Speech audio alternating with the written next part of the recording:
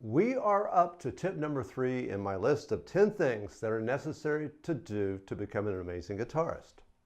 Think about it. Number 3, the third most important thing that you can do to become a better player. Sounds exciting? Tip number 3 is record your playing on a regular basis. Well, okay, it just doesn't have the excitement of learn to shred or amazing tone secrets or play lightning fast in less than a week, or many of the other things that I could have chosen for tip number 3, but don't kid yourself. If you're not listening to a recording of your playing at least once a week, you're not improving as quickly as you could otherwise. Audio recording needs to be a part of your weekly practice routine. Pick a day each week and record your playing. Make it a habit. I know that listening to recordings can be painful from personal experience. For whatever reason, I don't know, but we don't accurately hear our playing technique as we perform. We sure do hear it when we're listening to a recording. So guitarists avoid recording on a regular basis because it makes us feel uncomfortable. And we tend to procrastinate uncomfortable experiences even though we know it's good for us. Like we should be eating more broccoli. Kind of like that, but totally different.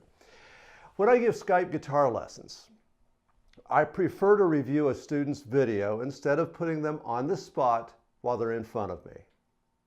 The reason for this is they're not going to have a peak performance in a nervous situation.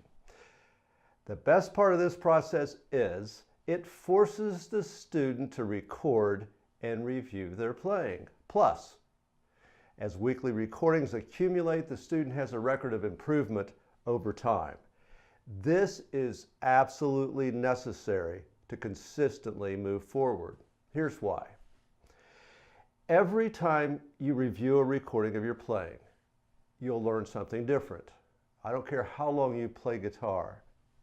I learn something every time I listen to myself play, even now. And these small changes accumulate over time, and you'll make corrections. And the result is you'll notice a radical improvement in your playing over a 6-month period. Without weekly recordings, that's not going to happen. If you play in a band or jam with friends, you've probably experienced the battle of the volume knob. As you're playing, you may feel that everybody is louder than you, so you go back to your amp and turn up the volume. In turn, the bass player begins feeling that their sound is buried in the mix because now you're too loud. So they go back to their amp and turn up the volume. This causes you to turn up your volume again. This continues until you go outside and punch the bass player in the face. This doesn't need to happen. And good bass players are hard to find. Make a rule. Once the mix is set, nobody can touch their volume knob. Record your rehearsal or performance and everybody listen to it together. As you review the recording, everybody will be able to evaluate when someone is playing too loud. Recording the band is a great way to avoid confrontations. You don't need to criticize other band members because they can usually hear the problem clearly in a recording. Recording your band on a regular basis is absolutely necessary for the group to improve consistently. One more note about the battle of the volume knob, and this is what makes it so complicated. When a bass player moves into the upper register to the first and second strings, they're going to be too loud unless they make adjustments in their technique, playing lighter. Same is true for you when you're on the 5th and 6th string. You'll find it difficult to hear yourself. To complicate matters, many guitarists use small combo amps and all of the volume is projected below your waist, so you can't really accurately evaluate your place in the mix. To correct these problems, as mentioned, record the band and listen to the recording as a group. Let's begin the lesson. This one should be fun. In the first version of the course, this section right here was called metal tricks. Gradually, as the years have passed, I've let this section fall into the background. I would guess that much of what I'm going to cover here wasn't even explained in the previous version of the course. Part of the reason for this is, with each passing era, styles change. In the grunge era, not only weren't there any guitar tricks, but lead guitar was almost non-existent. Over time, lead guitar and lead guitar tricks have become popular once again. A couple of months ago, I read a message from a student, and he explained to me how much he loved the metal tricks lesson. It was the thing that got him hooked on guitar, and that message really influenced my decision to make tricks and guitar sounds a bigger part of this course revision. So here we go. This should be a lot of fun, actually. All right, the first trick that I'm going to cover isn't really a trick at all. It's vibrato. It is a technique that separates the good players from the great players. It's surprising how many very, very accomplished players can't play a vibrato properly. You will be ahead of the game when you learn this properly. Okay, so vibrato is this.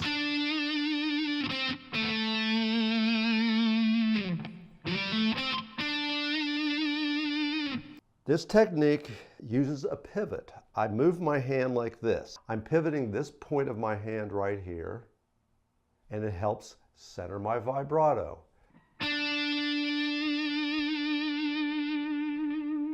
It keeps it centered. By that I mean I don't start going like, it centers it on the note. Now, a lot of experienced players that don't do this technique properly think of a vibrato as small bends like this. Now that sounds pretty close. But the problem with that is it's impossible to do small bends and center it on the correct note. In other words, you don't want to change the pitch. You want to vibrato around the pitch. So you must maintain that. If you're bending, if you're doing small bends, you're always going to be a little bit sharp. The way around that is to do this pivot. And doing it very slowly, I'm going up, down, up, down. And this pivot point is keeping it centered throughout. Now the other thing that you'll notice that I'm doing is watch my right hand. To keep this clean when I'm sustaining a vibrato, I'm muting the strings that surround it. I'm muting, in this case, I'm playing the 4th string, and I'm muting the 5th and 4th strings with these fingers right here. Typically, I will use my ring finger for the vibrato, but I also use my 1st finger quite a bit, and can use pinky, but it's a little more difficult for me. But the cool thing about vibrato is it makes your leads sound a little bit more professional, and you don't have to worry about being slightly out of tune, which shows up if you play a lick and go, just sustain a note without vibrato. It's always good to have, at the very least, a little bit of vibrato. The next technique is natural harmonics, and these occur at the 5th fret, 7th, 12th, and octaves of these frets. The technique is lightly touch the string. Okay, so that's the 3rd string, 5th fret. Notice that I'm right over top of the fret. But I'm not pressing the string to the fret. I'm just lightly touching it. And if you can't get the harmonic to sound properly, pull your finger off quickly to actually pull the tone out with your finger like this, right when you pick. So here's the note, and here's the harmonic.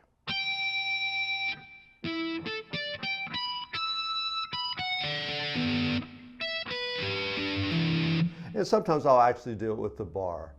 First, get it down with the tip of your finger, and then try other techniques.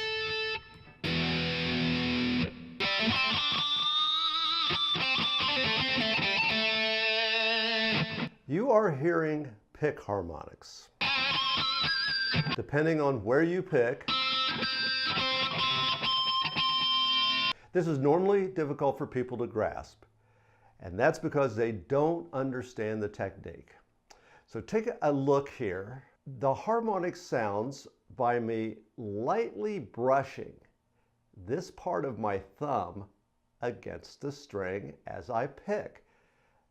That little piece of skin right there is what must brush against the string to sound the harmonic. So watch me here.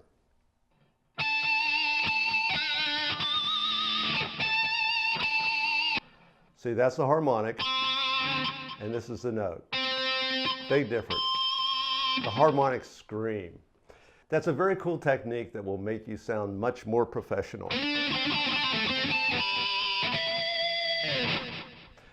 The next technique we're going to do is called tremolo picking. It's very simple. It's just play a note and pick as quickly as possible. Watch my picking hand. I'm moving the pick as little up and down as possible.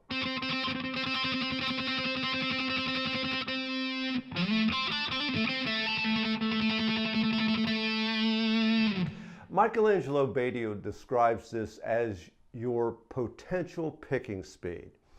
You can learn to play scales and licks this fast with time and practice. Now, I won't steal Michael's thunder. He explains this much better than I can in his Speed Kills series. But just think of this as your potential picking speed. You should be able to actually play scales that quickly once your two hands, the picking and fretting hand, are coordinated. Now, there's also a way that you can use this technique when you're playing licks. They sound a little sloppy, but they will make you sound like you're playing faster, and that's just as you're playing the licks. It makes you sound faster than you really are, and there's going to be a lot of slop in there when you're using this technique, but who knows, it might help you impress your friends.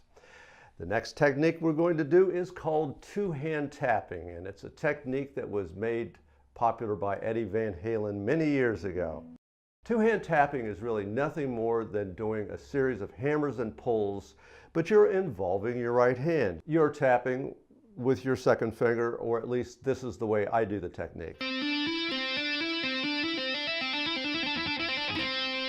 Now, when I tap with my second finger, the cool thing is I can still hold on to the pick.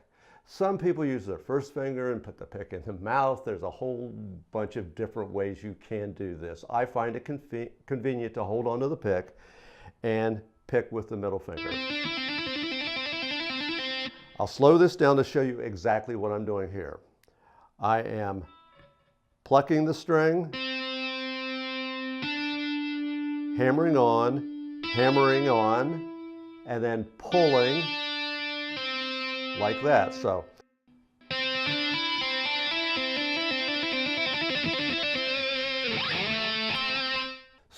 exercise 1 is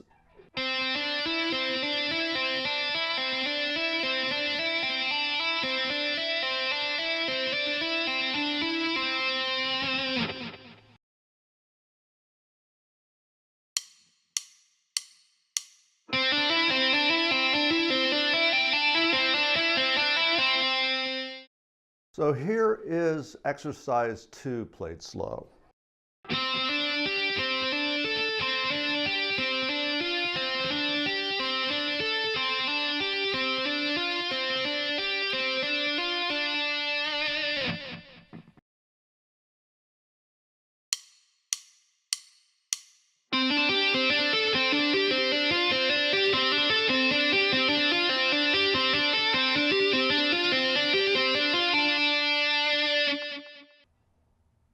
Exercise 3 is a bend tap.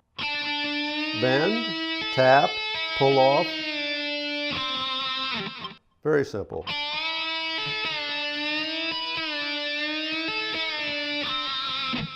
So here is exercise 3 played slowly.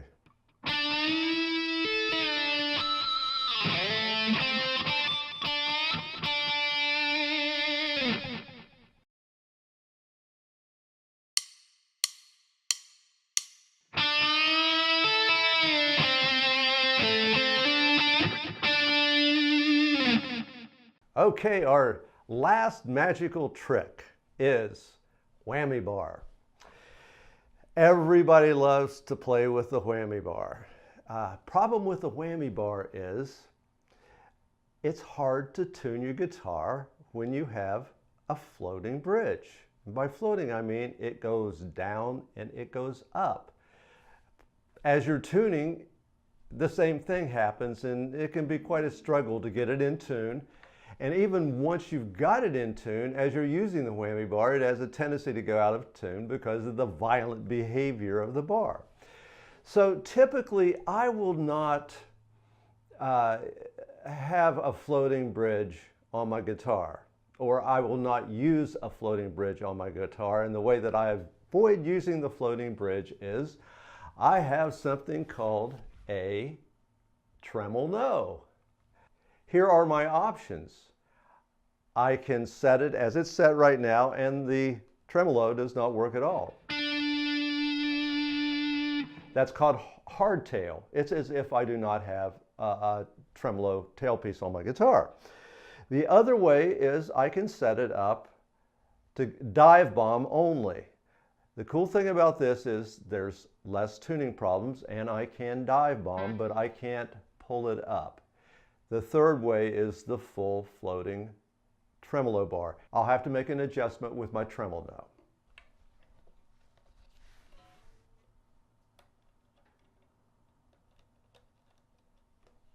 Now it's floating, which is great for vibrato, dive bombs, and raising the pitch.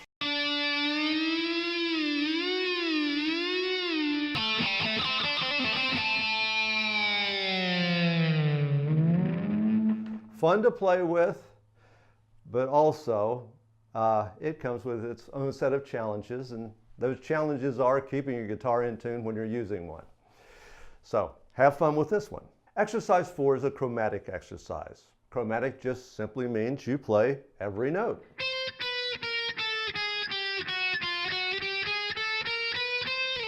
Easiest scale in the world to learn. For this exercise, we start on the first string, all up and down picking, alternate picking.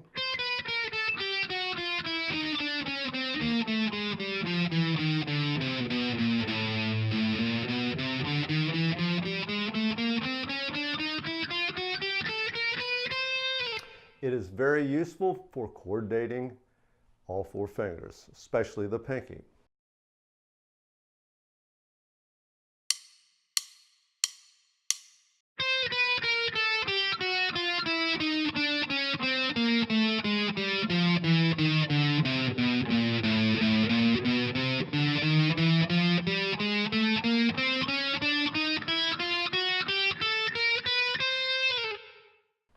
All right, that's the end of this lesson. Hope you enjoyed it. You've got plenty to work on this week. Play with those tricks, see what you can create on your own. See you next week.